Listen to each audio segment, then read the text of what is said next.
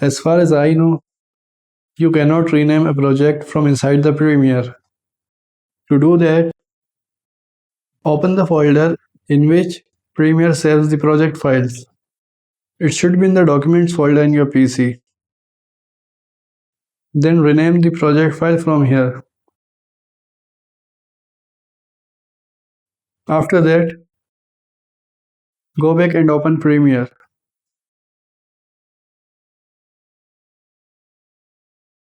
If your project no longer appears in the list,